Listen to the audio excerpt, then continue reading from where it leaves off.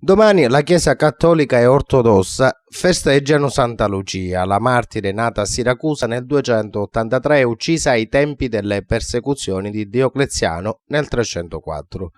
Una grande devozione ruota intorno alla santa protettrice della vista, infatti nella sua effigie compare un piattino con gli occhi. In Sicilia, ma soprattutto a Favara, oggi, fin dalle prime luci dell'alba, i fedeli si sono recati presso la chiesa del Collegio di Maria per seguire i riti legati alla santa siracusana. Santa Messa anche nel pomeriggio alle ore 18. Le celebrazioni sono state anticipate di un giorno poiché domani a Villa Seta ci sarà l'apertura dell'anno diocesano nella chiesa Santa Croce.